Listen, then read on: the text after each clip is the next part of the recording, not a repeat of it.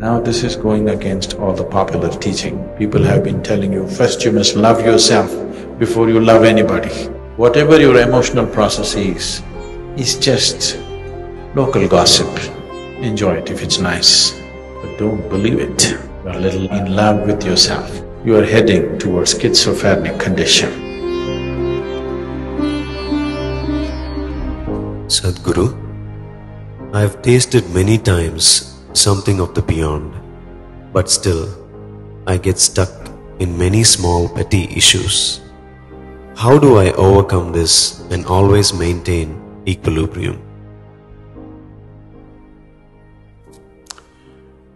So you have tasted the beyond, but now petty things still entangle you. So,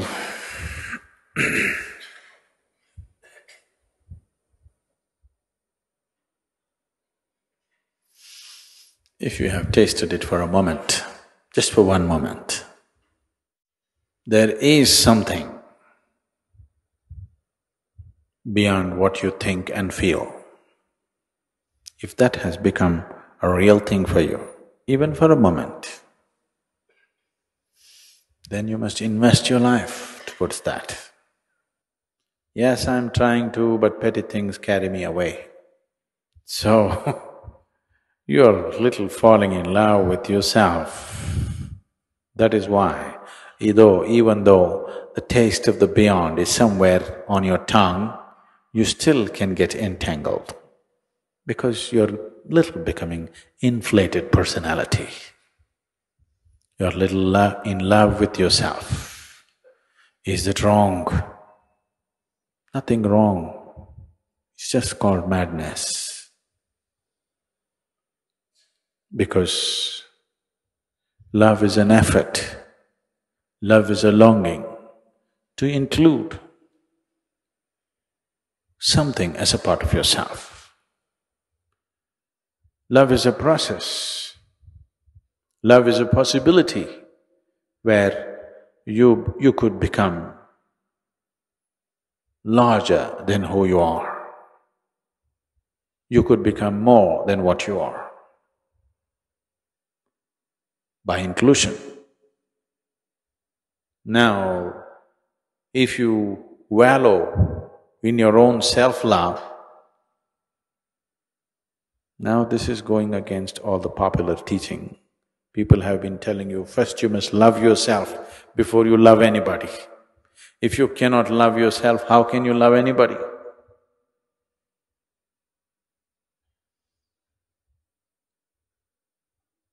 If you say, I want to love myself, now you are heading towards schizophrenic condition.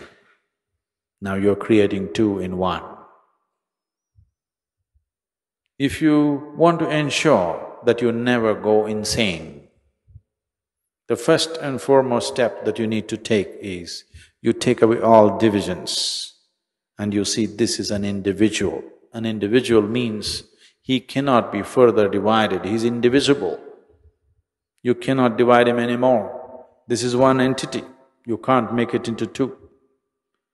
If you make it into two, I love myself, now you're heading towards madness. First step has been taken.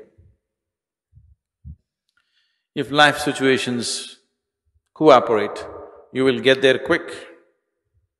If life situations don't create that situation for you, you may manage within socially accepted levels of that madness. So, the reason why, even if divine touches your tongue, even if the taste of the divine is there on your tongue, you can still get entangled, is simply self-love. It is a sure step, first step towards madness. Whether you're going to get there to the asylum status or you will get only to the ashram status is subject to many things. But This happened to a man. He wanted to enroll himself in a college. So he saw a big building and walked in. There they had registration forms, he filled up everything.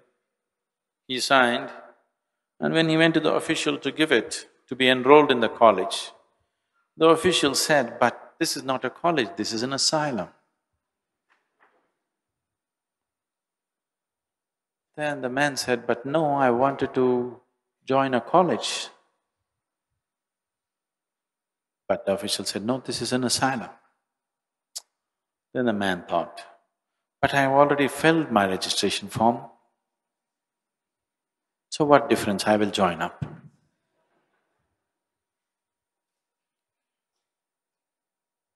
Not much difference. I will join the asylum. What's the big difference? The official agreed, "Yes, not much difference, but there is one difference." What is it? "Here, unless you show improvement, we won't let you get out."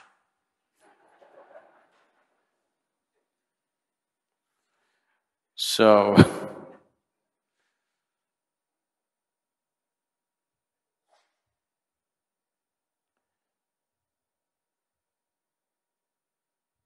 ashram is just a Sanskrit word.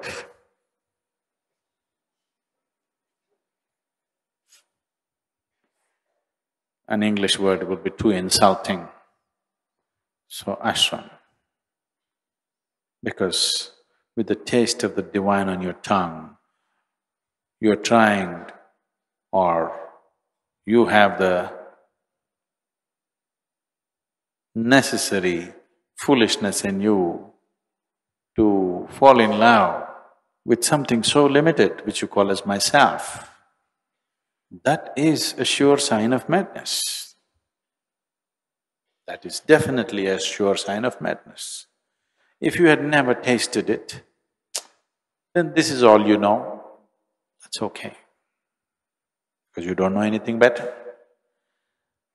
And the taste of the divine is still lingering, and you're getting entangled with something so limited as your personality, that is definitely a sign of madness, there is no question about it. If you're in such a state of madness, you're doomed. Even an astrologer will charge you half price, because when your destiny is so doomed, there's nothing much to predict, it's easy, really, it's very easy. But all this talk, don't get depressed.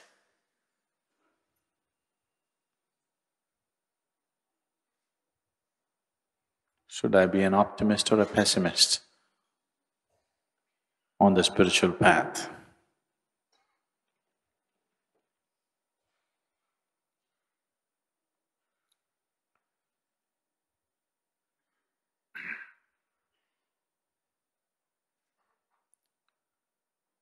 An optimist, a pessimist, and a realist were at the breakfast table. An optimist, there was a closed pitcher, a dish, a container, and the optimist looked at it and said, "Please pass me the cream." A pessimist looked at him and said, "Please pass me the milk." A realist said, "Please pass me the pitcher."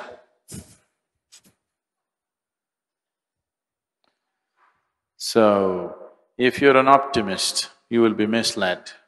If you're a pessimist, you'll be misled. So when you're down, I up you. When you're up, I down you. Because I want you to be a realist. Only one who is in contact with reality will grow. Others, optimists will hallucinate, pessimists will get depressed. Both will not get anywhere. You have to be a realist. You are willing to see everything the way it is. No hype, no depression. You're just where it is. Most important. It's extremely important. So when I see you in a high, I put cold water on you. When you see you're low, I set fire to you. Don't think I'm playing with you. I'm just trying to bring you down to reality. If you go off this way, you're going away. If you go off this way, you're going away. We need you in reality. Only in reality you grow. Growth is possible only in reality. It's the existential which can transcend the psychological. Whatever it does, transcendence is also empty. Transcendence is also false in the psychological. There is no such thing as transcendence in the psychological sphere of your life. Transcendence has to be existential because it is in the existential that your essential process of life is rooted in. What is happening in your mind, your thought and your emotion are psychological. They are just a small offshoot of life. It's not life. Right now, it may be keeping you fully engaged. Your thought and your emotion may be keeping you fully engaged right now, but it is just a small offshoot of life. It is not life. You can think what you want.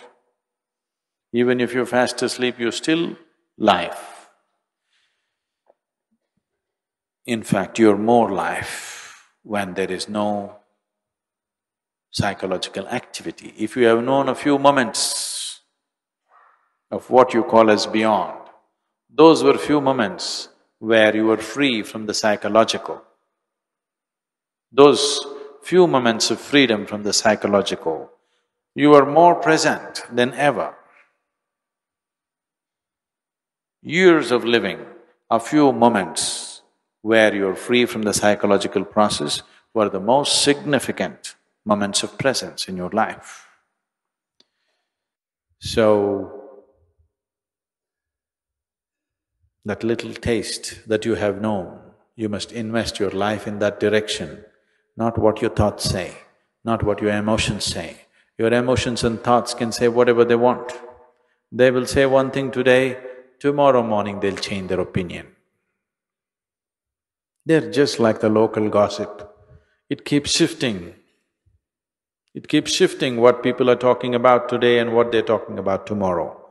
Similarly in your mind, whatever your thought process is, whatever your emotional process is just local gossip, very localized to you.